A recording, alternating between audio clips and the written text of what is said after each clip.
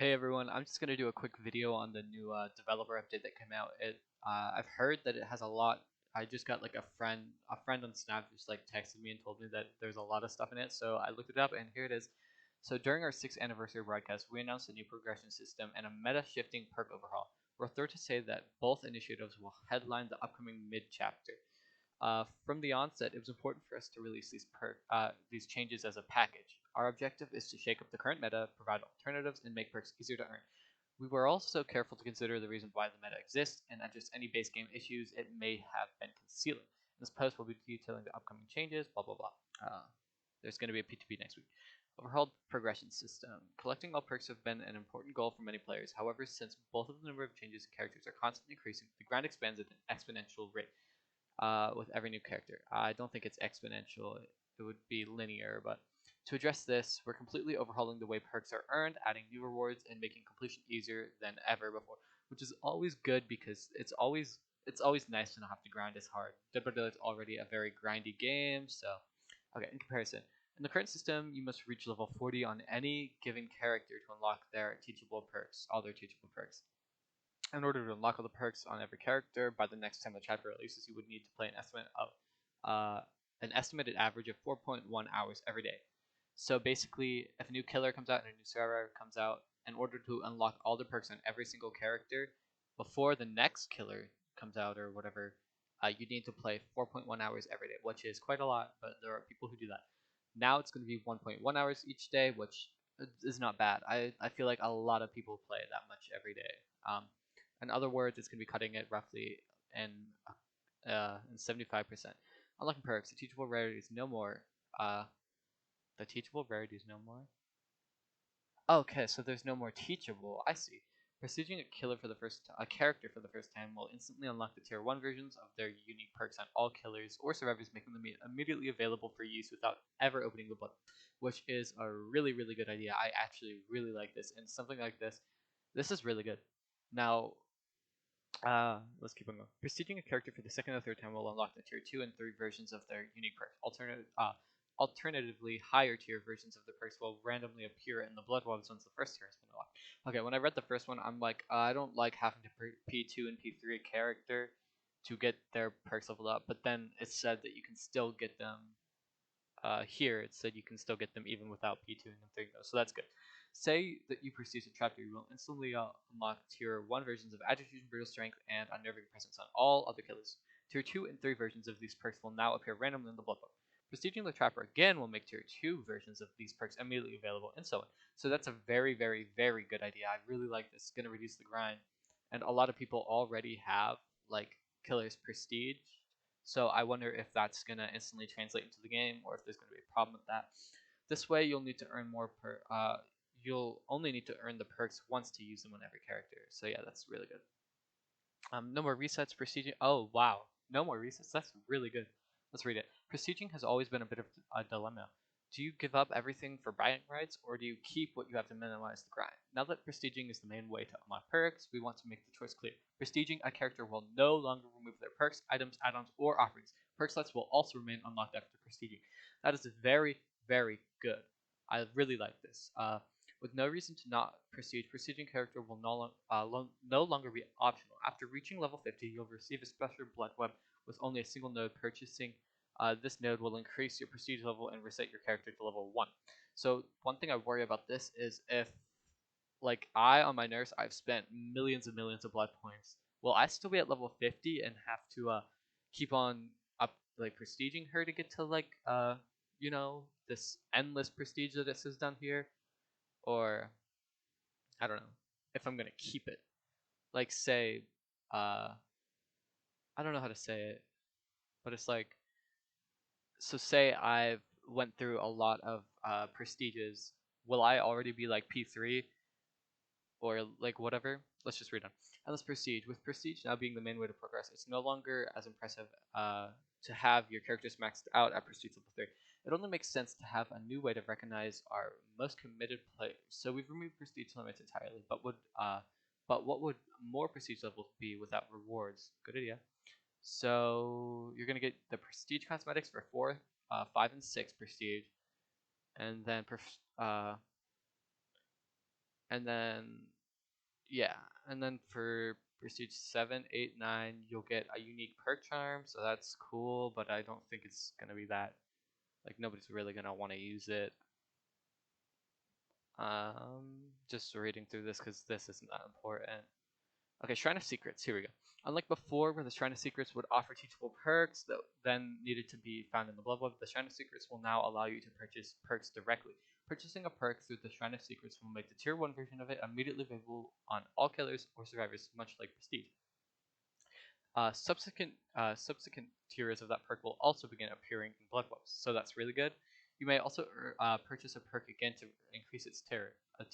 This works seamlessly with the Prestige system, as purchasing a perk you've already unlocked through Prestige will instead increase its tier, which is really, really good. Again, I think a lot of people just didn't want tiers in the game, and that would like really cut down the grind, but I guess this is fine too. This does work.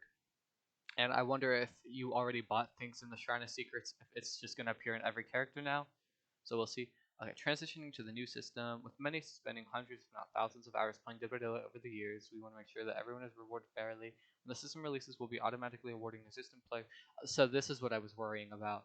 But I will be rewarded with the existing prestige levels, since I've literally like spent like probably 50 million blood points on my nurse or something like that. A lot. And more on other killers too, like Huntress and Spirit and all that.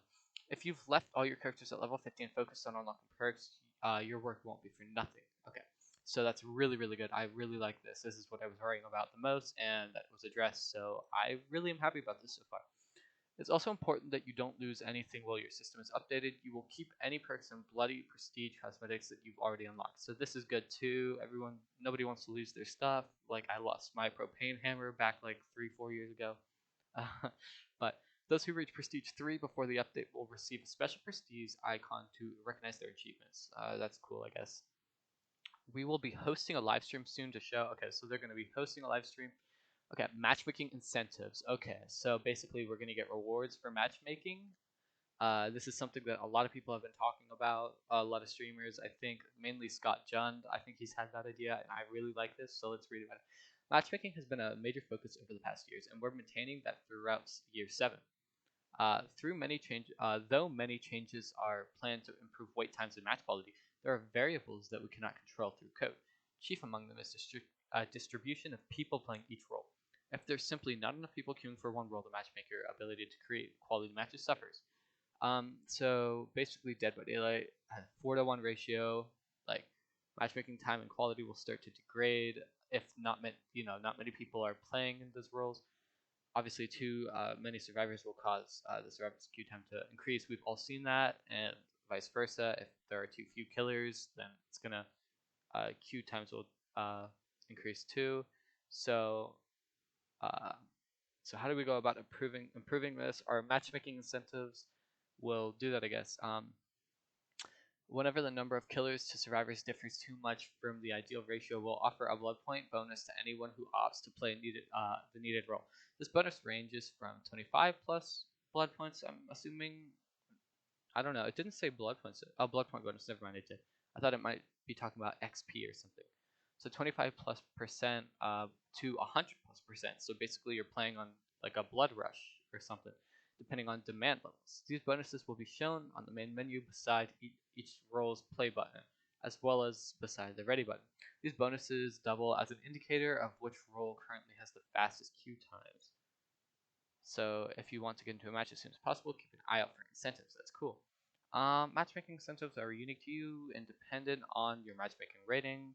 Blah blah blah. You may see a bonus for playing killer, while your friend sees a bonus for playing survivor. This isn't that important. I'll just skip this. Okay, playing in a group can also earn you a net bonus. So yeah, but you have to have like the needed matchmaking score. So yeah, heads up, matchmaking incentives will be disabled if crossplay is turned off. Nobody really has crossplay turned off, so I don't think that matters. Some of the most consistent feedback we've received centers around perk meta. So I think this is the big thing that people are talking about, how a lot of perks are going to change. Perks have a handful of perks have a dominant use rate, especially in high skill matches. So it can feel stale and repetitive. In the past, we were we've addressed individual perks through various updates, but the old meta change is not enough to shake things up. In this update, we are reworking and rebalancing 39 perks, meta included. We aim to reduce the reliance on the current meta while also providing many new options to experiment with. So, yeah. Before we can make meaningful changes to the meta, we need to look at why these perks are so heavily used in the first place. Well, some perks are popular because of their strength, others are popular because they reduce the likelihood of an unfun situation. Therefore, we prepared a few baseline changes to address some of these core gameplay issues. So generator speeds. Oh, are they going to make them faster or slower? Either way, touching that will be very bad. When looking at perks, most used by killers, a very clear trend at any perk that helps to prevent generators from being powered, slow down. Perks for short are Corrupt, Intervention, Pop, Goes Weasel, Scourge, Pain, Resonance, and Hex Ruin are a few notable examples, and each are amongst the most popular perks. Yeah, I've actually seen people actually run a build exactly like this too. Hex Ruin, Pain Renaissance, Pain Resonance, sorry, Pop Goes Weasel, and Corrupt. Like, these perks are very popular because they're very good at stopping survivors from winning the game. Um, Many players feel like generators are powered too quickly without these perks, so we knew that we needed to look at generators before making any perk changes, so then perks should be an option but not the only option to stay competitive. I like that, but I don't like it. Let's see. First, we have increased the time it takes to power gen to 90 seconds from 80 seconds. So that's going to be more time survivors just spend holding M1 on a gen doing nothing. I don't think survivors are going to like this, but let's see what else. The time it takes to complete a generator hasn't been changed in a long time, so yeah. Second thing for a killer is kicking a gen will instantly remove 2.5% of the maximum progress. So that is very good. Basically, they're going to be taking away like basically 2 seconds off a gen. So that's not like anything too big, but it works, I guess. I always thought it should have done this, but maybe a bit higher. I was thinking like 5%, and maybe just nerf like Pop as a Weasel because you wouldn't want it to stack. But they're changing it, so maybe we won't have the stacking problem, and it's not that big of a deal anyways. But I do like the maximum progress. I have thought about something like kicking a gen removes some progress because you're literally breaking it. This change makes kicking gens more meaningful. Good idea. Uh, with these two changes, we hope to reduce the reliance on passive slowdown mechanics and promote increased interaction between survivors and killers. That is a very good idea. I do feel like killers, the game is going to switch from being survivor-sided to killer-sided after this change. I feel like because it's going to take 50 seconds to complete every gen now additionally, but they also are thinking that people are going to stop using slowdown, so I guess we just got to see how the perks change. The average kill rates, how many survivors are killed on each trial, on average, are a little lower than we'd like. A sentiment echoed by many community members. To ensure the killer feels like an unstoppable force to be feared, we're making slight improvements to many aspects of the killer gameplay. Okay, I'm excited for this. Let's see what they got. We've reduced the time it takes to break walls and pallets by 10%. I really like that. The reducing the time that you're stuck in animation lock is very good because it's not fun to just sit there watching the same animation you've watched thousands of times. So it went from being 2.6 seconds to 2.3 seconds, which is not bad. You'll probably notice it too. 10% isn't like that's like tier 1 brutal strength or something like that, so not bad. Generators will also be kicked faster from 2 seconds to 1.8 seconds. Still decent. Less time stuck in animation lock. Fraction of a second can be a difference between, yes, and that's true, it can be a difference between hitting a survivor and them reaching Pop.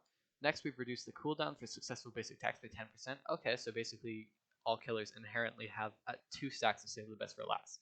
So it's 2.7 seconds from 3 seconds, which is very good. I think, again, you are wiping off your weapon dozens of times throughout the match. So, I mean, 2.3 seconds can turn into like 15 seconds. I mean, 0.3 seconds off can turn into like 10, not really 10, but like 8 seconds, not in animation lock, or 10 seconds, depending on who you're playing. Like if you're playing Wraith, a lot of animation lock from that, but yeah. And reduce the duration of survivor speed boost upon being hit by 10%. So I think survivors are going to be mad about this, but I feel like it is better because you can't just hold W after getting hit.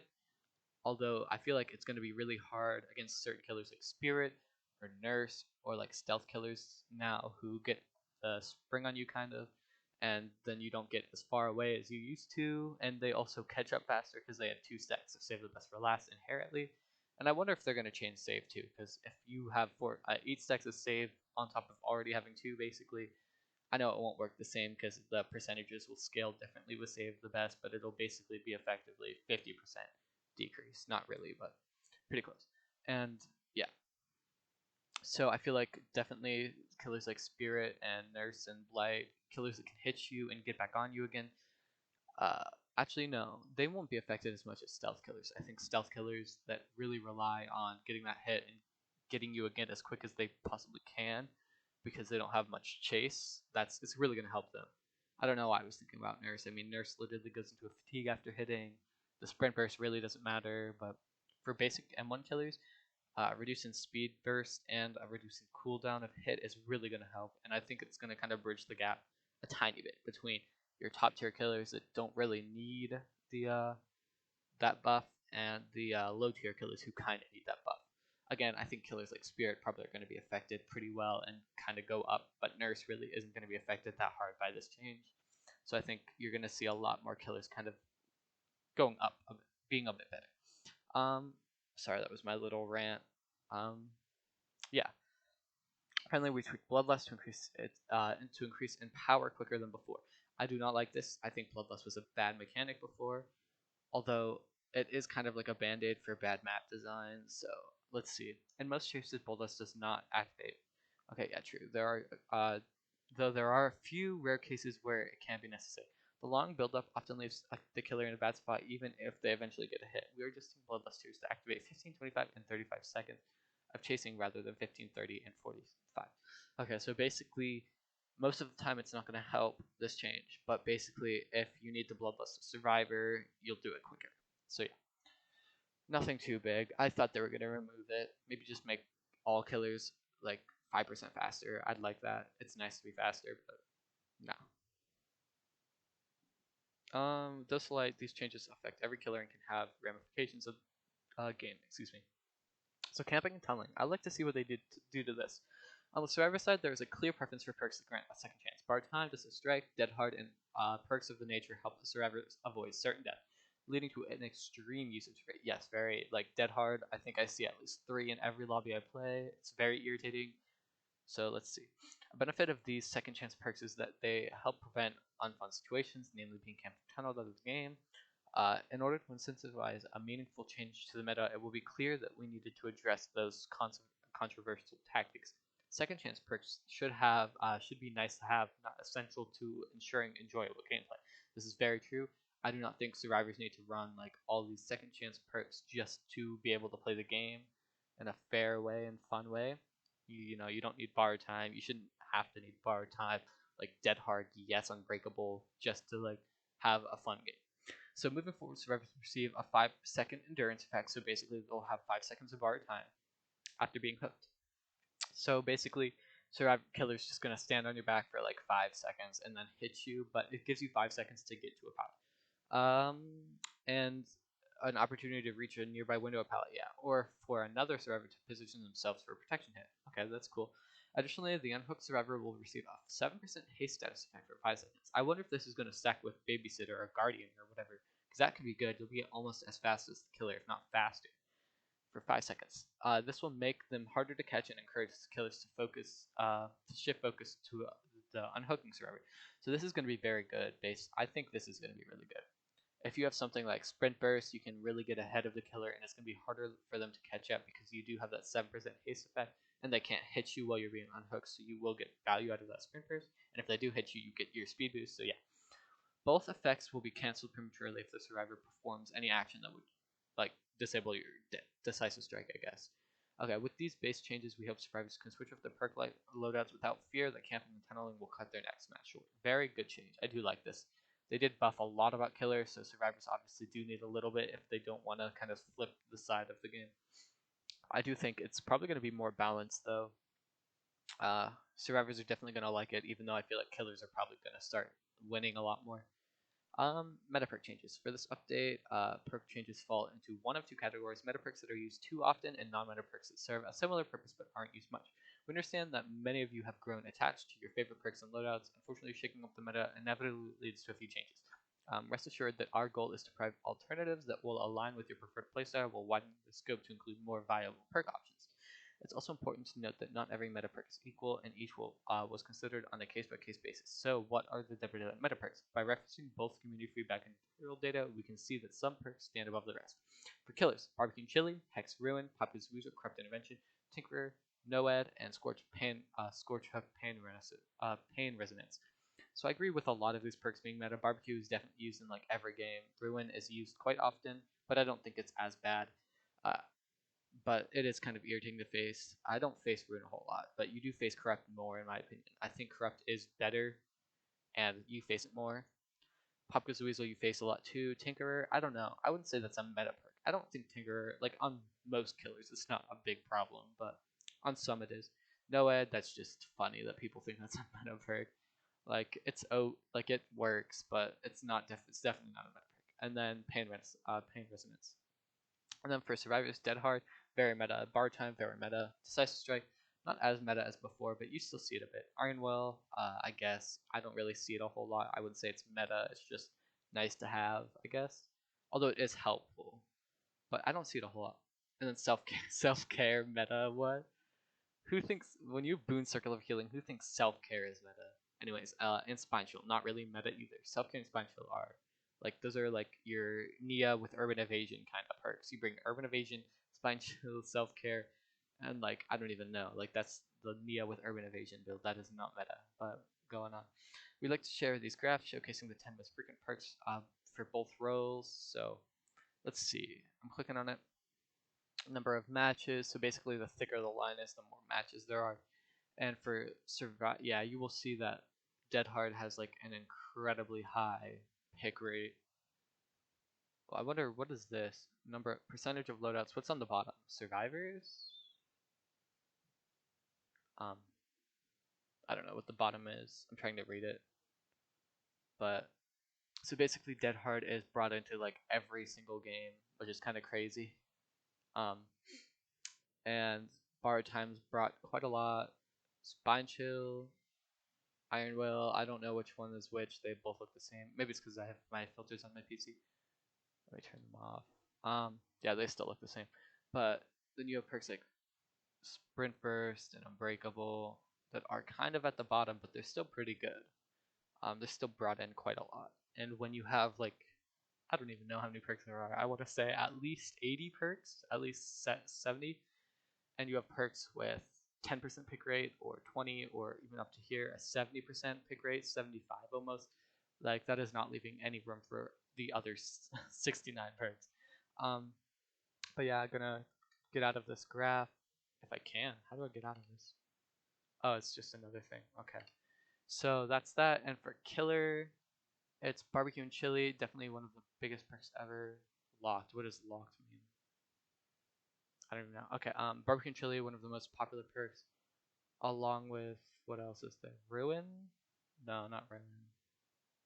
Is that no? Corrupt Intervention. Okay, Corrupt Intervention is one of the most popular perks, and Scorch Pain Resonance, which I actually run the same build basically with barbecue and chili. I also run Corrupt Intervention and Pain Renaissance. Like that, those are the three perks that I will use, and I do see that they're brought in like every game, so that's kind of crazy. And then the next perk you have is Hex Ruin, that's used the most. And then Pop Goes the Weasel, and then at the very bottom you have like Sloppy Butcher, Tinkerer, and Nurse's Calling. I do not think Nurse's Calling is like a meta perk though, but oh wait, no, these are the top 10 most used perks. But like when you have this big of a gap, like that's a what is that? That's more than 20% use rate gap. Like these four perks, these five perks are brought into like every lobby basically, which is crazy. Let's tab out of this real quick. So yeah, I spent a little too much time on that, but let's keep it going. So killer meta perks, barbecue and chili, current effect. Upon hooking a survivor, see the auras of distant survivors for a short duration, getting a stacking blood point bonus for each unique survivor hub. So that's what it is right now. Oh yeah, current effect. This perk is incredibly popular not because it's particularly powerful, but because of the huge amount of blood points it provides. Yes, very true. I do not think if barbecue and chili didn't provide the blood points, it would probably not be run at all. Just well, not at all, but as much. Like it would probably decrease in use rates by like 90%. Not even like its other effect, like you can use thrilling tremors and you'll see people on gens. What gens are being done, and it'll block gens. Not that I think it's a good perk, but you could. And then you have like Scorch Floods of Rage, which will kind of tell you where survivors are after they get unhooked. I think that would be better too. But the blood points, you can't beat double blood points every game. So we do not want blood points to be the driving factor behind perk choices, so we'll be removing the blood point bonus. While we understand this change might seem shocking, please keep in mind that update reduces the grind by about 75%, with matchmaking incentives providing additional avenue for blood points. So that's really sad. They actually did remove the blood points to barbecue chili. I do not think it's going to be used at all anymore, and I don't know. It's such an iconic perk of the game. You know, you ask anyone to think about a perk in Dead by Daylight, and it's like barbecue and chili. Like that's the first perk that comes to mind. It's like I used it ever since I gotten it, and it's been a perk in my build ever since. Like I've never taken it off if I had it. So it's sad to see that they're taking away what made it barbecue, but I guess we'll see what it does. Okay. Current effect. Generators progress automatically at an increased rate whenever a survivor is not working on them, as long as the associated hex totem is standing. So that's Ruin. And a massive part of Hex Ruin's appeal is not having to stop and kick generators, as well as the ability to passively regress them from a distance. These aspects make Ruin a unique slowdown perk, as we are not looking to change them. Oops. To bring Hex Ruin online with other perks, we are reducing the regression speed to 50, 75, and 100%. So I did think this is something that needed to happen. When I first saw Ruin and I saw the 200%, I'm like, no way that can stay in the game. At most 150%. Like I was thinking 100, 125, 150. Just because reducing it at 200, the speed is kind of crazy when you don't even have to do anything. And like the whole Ruin surveillance build kind of came around, and like it was just so broken.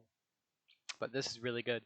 Basically at max tier, you're literally it's just gonna be regressing at 1/4 the generator regress speed, 1/4 the generator repair speed, which is not crazy. Like a full gen will regress in like 90 times 4 seconds basically. So yeah, 600, 360 seconds. Sorry, I have like number dyslexia.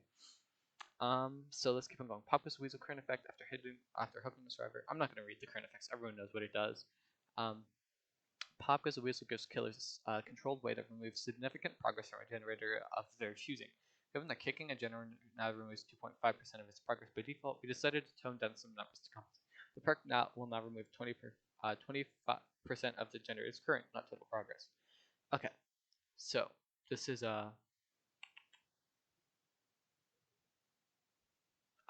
wait, I was just reading this. Of its total progress, of its current progress. Isn't the same thing? The generator's current. Oh wait, okay, not the. Wait, the generator's current and the generator's total progress. Like that's the same thing, but whatever. This change will make Pop as a Weasel very effective against generators that are nearly done, but weaker against those that. Wait, did it always just remove 25% of the gen's progress, like in general? Like if you had a 50% gen, it would just go to 25%. I thought it was always just 25% of the current progress. So like a 50 gen would lose 12.5%. I don't know. Let's just go on. I think this is gonna be good. Like Pop's still gonna be a good perk. You still are gonna remove 20% on top of 2.5% of the over like a whole gen basically, and then 20% of the current progress. So not bad. Corrupt Intervention. At the start of matches, everyone knows what this does. So this perk makes the beginning of the match more manageable, forcing survivors to extend deeper into the map before repairing a generator. We aren't looking to change this aspect. Moving forward, the perk will deactivate once a survivor enters the dying state. We believe this change will keep Corrupt Intervention effective and helping the killer build early game pressure while providing a limit to its power. So this is very good because I feel like most of the times as a killer, I can get 2 or 3 people down before Corrupt is even over. So depending on the killer, of course, like Nurse, Spirit, Blight, Huntress, those killers, I could do that. But like already powerful killers, just having insane pressure. But I do think this is definitely gonna make a new playstyle where at the start of the game you're trying to juggle more. You're gonna hit survivors, go to healthy, so basically play like Legion, which is already kind of what you should do. So I feel like this is gonna be a good change because it's gonna make a different playstyle where you're not looking to down a survivor as quickly as possible, but you're looking to play kind of like a Plague or a Legion, where you puke on everyone or you stab everyone and then you go into a chase. You try to get everyone pressured and then you commit to a chase. So yeah, this is going to be really good for Plague and Legion, and it's Plague's perk, so it makes sense, but very good for killers like that, and like killers like Nurse, where you can literally blink to a survivor, hit them, then go to another survivor. Yeah. So I think Corrupt's still going to be very powerful, and I don't think it's really going to reduce in its use rate by too much. Just killers are going to have to pick up a new playstyle, I think. Okay, everyone knows what Tinkerer does. So Tinkerer is a popular choice for the information it provides. Being able to prevent a generator from being powered is a game change, particularly on killers with high mobility. It can, however, become a little oppressive when paired with certain regression perks. Therefore, Tinkerer can not only activate once per generator, uh, but with the basic changes increased to 90%, killers will have extra time to approach. So I do think this is good. I did always actually think that it did need to be 1 time per generator or like 2 times or something, just not as many times as it could, because there are so many times where you can just tinker a pop and then you get like pain renaissance, pain resonance, or like a pop on the gen, and then it pops again. You go over there, pressure them off, kick it, or whatever, and then it pops again, and you just can delay the gen from popping for so long. So yeah. So Noed, everyone knows what that does. So I do think Tinker is a good change, but onto Noed, everyone knows what that does. This perk makes for a very effective comeback tool, though it falls out of favor in high skill games. We like the way Noed encourages survivors to preemptively cleanse totems, so we're not looking to weaken its direct strength. Instead, survivors will see the hex totems aura within 4 meters upon activation. This range increases to 24 meters over the course of 30 seconds. We believe this change will keep Noed a strong choice for endgame builds while encouraging survivors to find the totem on 10 to the last second save. So basically, what they're going to do is when Noed activates, you're going to start seeing the aura of it once you're close to it. So upon activation, it's 44 meters. Okay, this range increases to 24 meters over the course of 30 seconds. So basically, it's like a boon totem basically. You're gonna see the aura within the boon range in 30 seconds, and like every it's gonna start at a 4 meters aura reading, and over the course of 30 seconds, it's just gonna get like 4, and maybe like 5 seconds later, it's gonna be like 8, and so on and so forth. So I do think that's a cool change to it. At least it's not gonna be hidden, and you're gonna be like looking forever, and you're not gonna find it, and all your survivors are gonna die. So I'm kind of at a commentary for this one. I just don't know how to react. I really just thought they'd remove the whole idea of an endgame perk that just carries bad killers to a win, but let's just keep on going. Okay, so everyone knows what Pain Resonance does. It's such a good perk in my opinion. I love it, but in the most recent addition to the meta, Pain Resonance allows the killer to remove a sizable chunk from the most progress generator simply by hooking the survivor. A loud noise notification also allows the killer to disrupt the gen before they can continue preparing. A jack of all trades sorts, granting both a power progression effect and crucial information. And that's what I've always said about it. I feel like Pain Renaissance is just like a jack of all trades. Like, it literally provides information and regression. Like, you can't go wrong with that. So I've always used it and said that it really is just a really good perk because it's a well-rounded perk. With that in mind, we're removing the loud noise notification. Instead, exploding the effective generator will now spark upon losing progress. Oh, wait, let me read that again. We are removing the loud noise notification. Instead of exploding, the affected generator will now spark upon losing progress, and survivors will no longer scream. We believe this will ensure Pain Resonance remains Renaissance. Wait, Pain Resonance. I don't know why I keep on wanting to say Renaissance. I'm sorry. Will remain a strong regression perk while limiting its informational aspect. So I really don't like this. I really don't. I think that it's really gonna, like, a lot of killers used it because not just because of the fact that it's basically a long range pop, but because it does provide information on killers like the artist, which is her perk. It's really good because you can just throw crows at the gen and you can pressure. But I don't know. I don't like that change. I always thought that was Pain Resonance was a cool perk, but we'll see. Survivor meta perks. Current effect, while activated, become immune to damage and dash a short distance. I mean, everyone knows what it does. Dead Hard is by far the most used perk by survivors, and it's easy to see why. In the right hands, it acts like a third health state, allowing a survivor to escape a situation where they would otherwise go down. There are 2 main ways Dead Hard is used: to dodge a hit or for distance, or to go to a nearby pellet or window. So, yeah, if you prevent the hit and gain if you time it right, you'll prevent the hit and get a speed boost. This will remove dead harding for distance and make it solely used to dodge hits, which killer can anticipate and even bait accordingly. So, okay, so I kind of skipped over this for some reason, but therefore Dead Hold will now provide the endurance effect for 1 second. When activated, if you time it right, you'll prevent the hit and get a movement speed boost. So I definitely think Dead Hard is going to be broken after this. I don't know what they were thinking about this. Like, killers are just gonna fear it even more. Like you're never gonna have killers swing because if you do, if the survivor predicts the dead hard, like even if the survivor is riding the killer was riding their back for like 10 seconds and the survivor suddenly decides to dead hard as soon as they swing, like the killer just there's nothing the killer can do. Like the survivor's just gonna get so much distance, and that's kind of crazy. There's no movement speed boost, but like still, you get the endurance effect for 1 second. That can be enough for you to still get to the pallet because the killer's gonna be afraid to swing. I don't know. That's crazy. I don't like this. I just think they should have just reworked it like differently.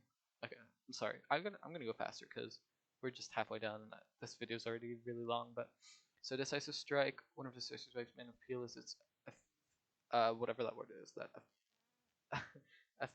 no, I'm not even gonna try that. At preventing tunneling in light of the upcoming base game changes, we expect decisive strike to drop in usage slightly. We find the perk to be healthy for the game. It's avoidable for killers who choose not to tunnel. There's often nothing the killer can do to prevent a Decisive Strike from escaping at the end of the game, though. Moving forward, Decisive Strike will not deactivate once the exit gates are powered. In addition, the stun duration has been reduced to 5 to 3 seconds. We'll also be simplifying the description of the perk. Decisive Strike will not be cancelled by conspicuous actions? Conspicuous, I don't even know. So,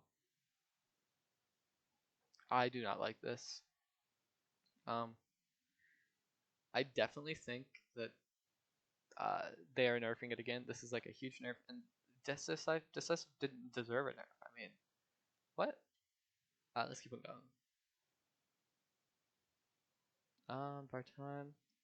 Bar time will now extend the duration of endurance effects of unhooked survivors by 6, 8, 10 seconds, and increase the movement speed duration by 10 seconds.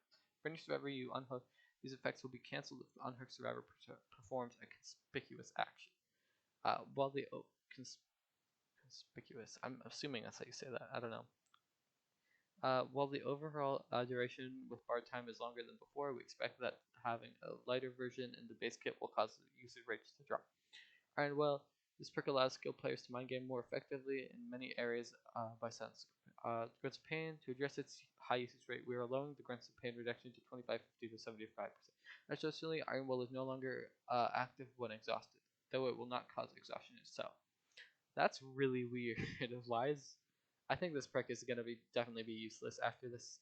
Like you're always exhausted while in a chase, right? Like you're gonna use sprint burst, you're gonna use like bounce. The only time you won't be exhausted is when you use dead hard, but you use dead hard when you're injured, and when you're injured you make sounds. So I don't know. So self care, everyone knows what this does. Though self care has divisive divisive reputation among the community, we are surprised to find that its usage peaks in the highest skilled matches. Having a consistent and reliable way to heal at will is a powerful tool in the right hands.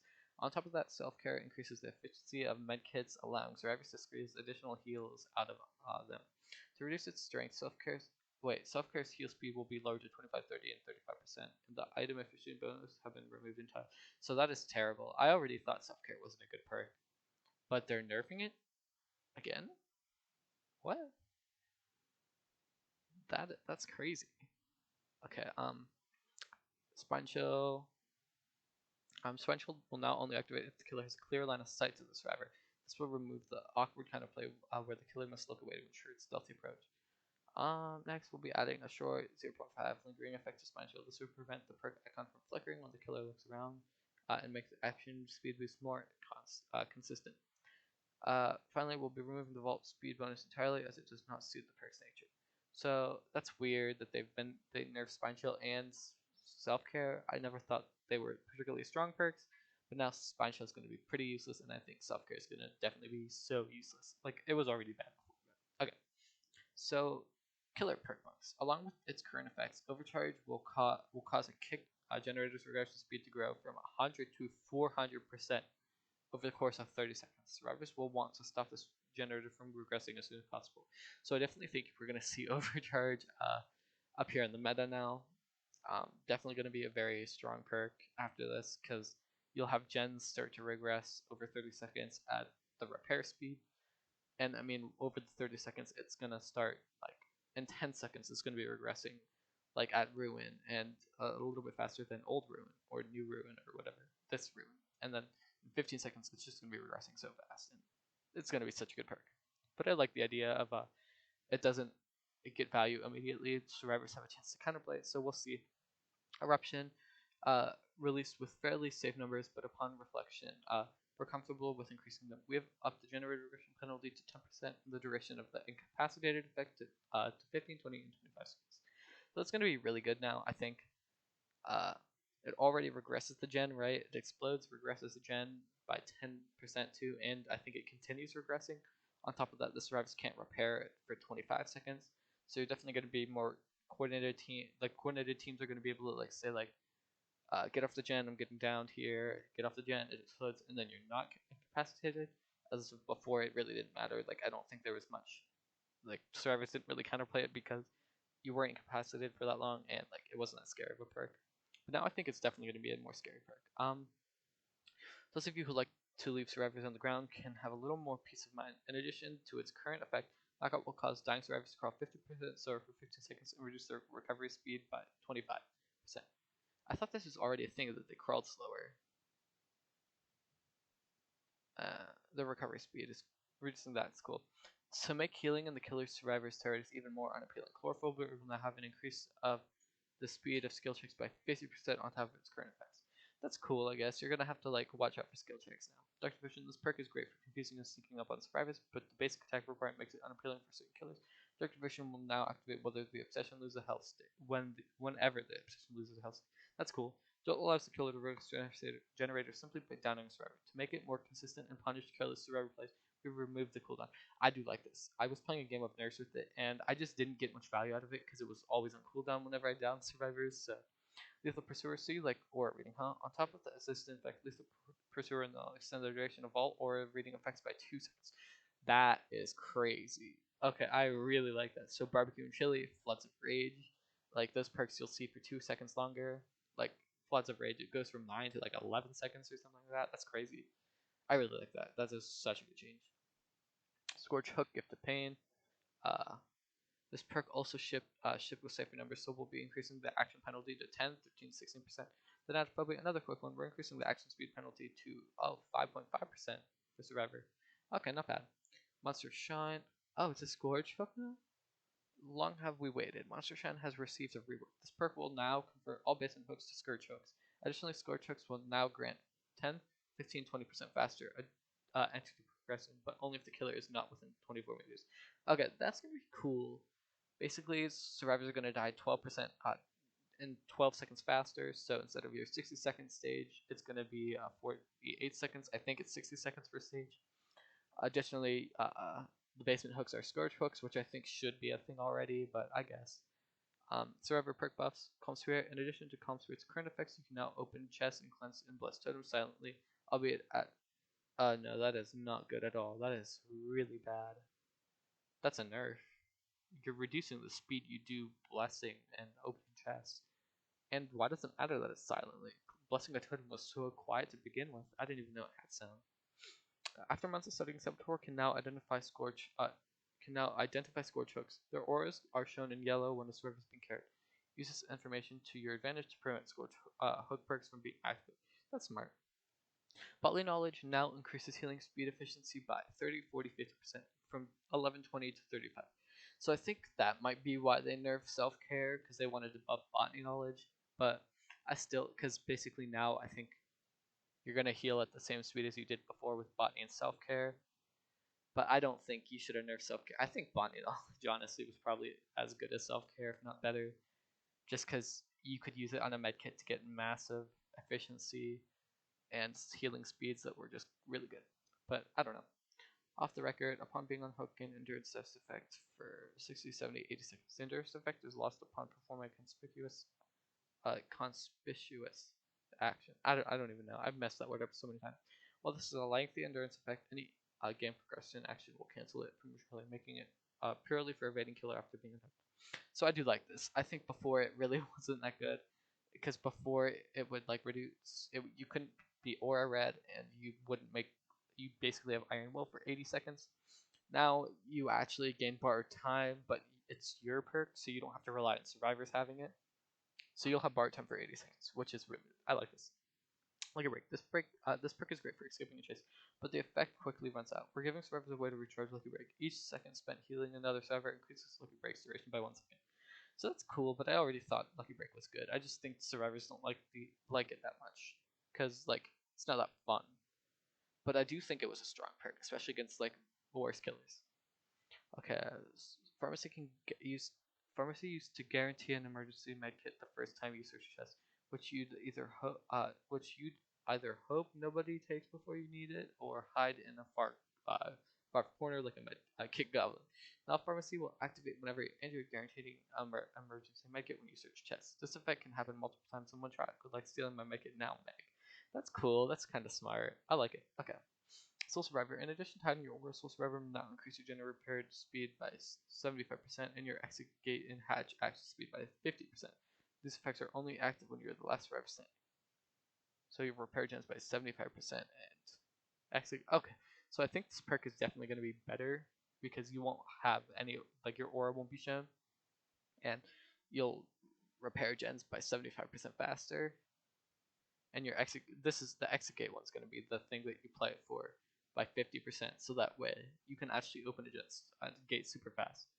So yeah, less like killer patrolling exit gates. You'll basically be able to get out no matter what if you play smart. For those who like to stay hidden, we've added a way to regain dispersion tokens. Gain 1 token for every 30 seconds spent within the killer's territories. I definitely think this is a good change because it runs out so fast. Like literally first minute of the game, you lose all your tokens between barbecue, lethal pursuer. Like I don't even know. There are just so many ore reading perks. Like yeah. I wonder if this counts for being chased though. But let's keep on going. Like in addition to its existing effects, your scratch marks will be more sporadic, making you harder to track. Your scratch marks will also fade 5, 4, 3 seconds sooner, up from 3, 2, 1. So that's really good, I think. Wait, is that like at tier 1 it fades 5 seconds sooner? Tier 2? Wait, I don't like that it's better at tier 1. I don't know. To help survivors power the 3 closest generators, Deja Vu will now grant a 5% bonus repair, bonus speed, bonus. I'm so sorry. I've been reading so much. 5% repair speed bonus to the reveal generators. That's cool. I guess it's just a little boost. Beyond its current effects, no one left behind will grant a 7% movement speed bonus to any survivor you unhook. Additionally, the perk now activates when the gates are powered rather than open. That's definitely a good change. Dark Sense. The next time the killer comes within 24 meters of you, the aura is revealed for 5 to 10 seconds. Dark Sense then deactivates. When it generates power, Dark Sense activates. So, that's not that good, but it's not that bad either. Oh no, it's when a gen's powered. Okay, that's okay. I thought it was when you do a gen. Okay, in addition to the current effects, tenacity will reduce your grants pain by 75% when in the dying states. Combined with increased crawling speed, this perk will now be much more effective in crawling away from kill. Very good. Hope is great for those who like to make late game saves, but the limited duration can cause it to expire at an inconvenient time. Since this perk is only useful at the end of the match, we've removed the duration entirely. Very good, very good. I like that. In its current state, cleansing control now repairs no grants a repair speed of 6, 7, 8%. Now that bonus doubles if you cleanse a hex totem. That's very cool. So you're gonna want to go and cleanse the hex totems. Okay, I like that. That's cool. We're gonna live forever, much like barbecue and chili. This perk features a massive blood point bonus. We do not want blood points to dictate which perks are used, so we remove the bonus from blood points. This change will release at the same time as the progression overall, which is expected to grant by. So yeah. Okay, additionally, actions that previously granted a token will not activate the perk, while active healing a survivor from the dying state grants them the endurance effect for 6, 8, 10 seconds. The secondary effect of we're gonna live forever then deactivates. So okay, so you're gonna heal them 100% faster, and then they get endurance. So basically, it's Soul Guard kind of, but better. But you have to activate it. We realize that the following changes, a new meta will surely arise. We'll be closely monitoring the performance, and yeah, we hope to make meta shaking updates like this a more frequent part of our plans in order to keep gameplay feeling fresh. With that in mind, we've reached the end of the edition of our develop update. Kudos to those of you who made it this far. It has been a long one, and yeah, I see you guys too. If you made it this far in the video, good job. Like this is very long, and I've stumbled a lot. It's kind of hard to read this much, especially like since this is my first time reading it, but It's a lot of information to take in. As always, these changes will be available for testing with next week's PTB. Given the number of changes we made, we'll be keeping an extra close eye out for feedback. We'll be holding a live stream in the near future to preview the update and answer any questions. So I definitely think I'm ending off here. This is a very long video, but it's very cool that they're actually doing this many changes. I definitely like a lot of the perk changes. I definitely don't like a lot of them too. I like these changes. I like the general killer improvements, gameplay updates, all that's so cool. So I can't wait to see this. And of course the progression system, very cool, very cool. Can't wait to see this all in game. Thank you all for watching so much, and see you next time.